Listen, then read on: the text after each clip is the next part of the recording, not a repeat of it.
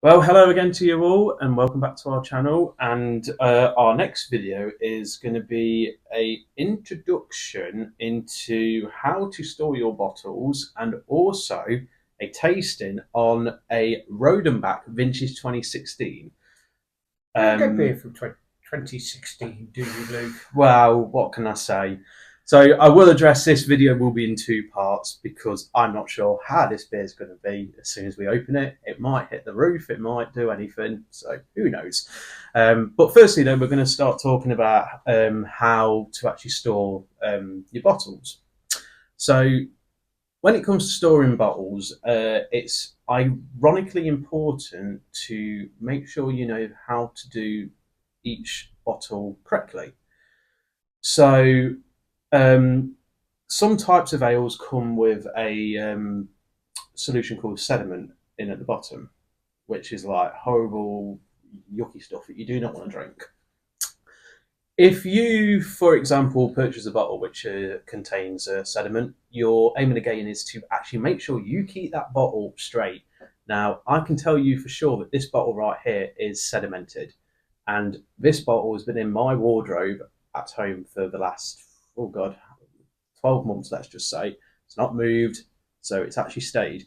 If I shook this bottle apart or just turned it upside down, that's it, the beer's destroyed. And as soon as you pour it into the glass, all you're going to get is foam. The reason being for that is because the sediment actually, so it like connects with the beer, and it just produces like this little convection current, and all you end up with is foam. I want that. No, you do not want that. The other interesting fact or key part of it is how you store your beers. Okay, so ironically, again, I prefer if beers are actually chilled in a normal shelf at room temperature between 13 and 15 degrees. Okay, that is according to Cask the correct cellar temperature. What beers should be stored at if they're running through a Python or running through your cooling system in a normal bar. Okay, you can display beers in fridges, but I sometimes think that actually gets rid of the taste, and also it changes the aroma. So importantly, if it was me, I would suggest if you're going to buy a beer or buy whatever beer, keep it in a nice little dark area, okay, in a cupboard or something. I would even put it in a box so it's further covered. Keep them straight. Do not lie your bottles down, okay? Because sometimes you don't have a clue if that bottle is going to actually be sedimented or not. And realistically, unlike what we've done on this occasion, please drink it quick and not leave it for a year or something for it to sit in the wardrobe because you have no idea what it's going to taste like. I'm looking forward to being a guinea pig Yeah, here, actually. that's it. So on that note, I'm going to now end this part so I can now probably get myself covered in red beer or something and open this up, and we will do a blind tasting on Rodenbach's Vintage 2016. Cheers. Okay, so we're back here now for part two, and we had to open it up in the kitchen sink, and luckily it did not explode. Maybe. The wife wasn't particularly happy about beer possibly spraying over her kitchen. But anyway, yeah, Luke's right. It did not explode. Yeah, We're still alive and kicking, guys. still alive and kicking. Now it's interesting as soon as you take this cork off.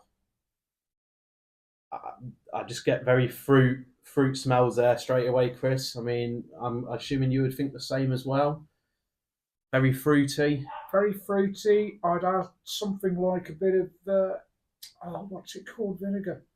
Yeah. Yeah, there's a bit of vinegar. It's I don't know, apple vinegar.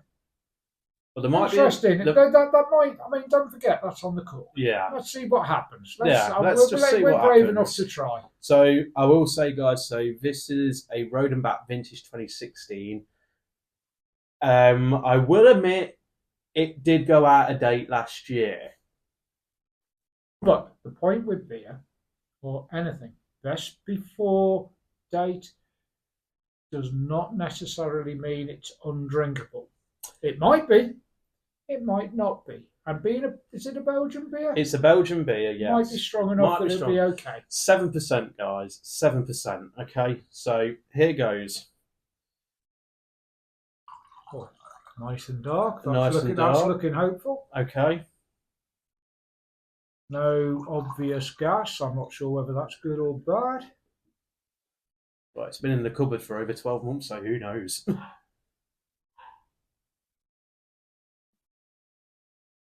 Personally, I don't like the smell. Balsamic vinegar. Yeah. I finally remembered the wording. In fact, to be honest, the colour could be balsamic vinegar. Okay, I'm not going to nose it anymore. That'll just put me off.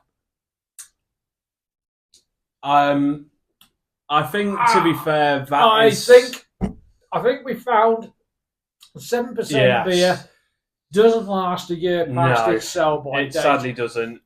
That will do very nicely as a vinegar to add to your fish and chips. Yeah. There's no two ways about it. Now, having said that, I'm working on the assumption that because it's vinegar, it won't do horrible things. It is fruity. There is fruit to it, so red fruits and all that. There's some red fruit. Yeah. There's some not plain chocolate, milk chocolate. Bit of hint of that.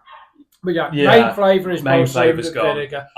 I'm afraid, to be fair, even though I've tried Rodenbach stuff before, this one isn't for me. And the finish isn't too bad.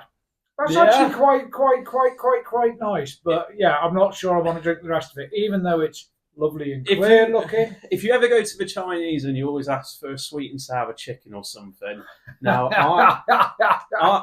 I do love sweet and sour sauce. That to me is just sour sauce. There's no sweetness to it. I don't know. I was thinking balsamic vinegar, and the minute you said sweet and sour, I thought, I could imagine sweet and sour. So, but you're saying that Rodenbach, this is not a typical beer of theirs. No, okay. This is not. And by the way, guys, just to make things utterly clear here, Rodenbach is a Belgian beer. So Belgian beers will taste slightly different to the normal traditional English beer. That's definitely different. Yeah, it's definitely worth a little knock. It has been aged in ochre foeders, which I think is their type of barrel that they use over in that country. But yeah, I think, you know what, we've tried it. It's not up to my personal taste. So an 8-year-old beer. Yeah. So okay. Interesting enough, we've tried something, we've experimented something which went out of date last year, and justice has been made that it. I don't think it's worked. Yeah. Anyway, on that note, guys, please might continue. Not be the best of drinks, but cheers. Yeah. Please continue to like and subscribe to our channel. We'll look forward to seeing you next time back on the Cask Connoisseur. Anyway, cheers. Thank you. Thank you.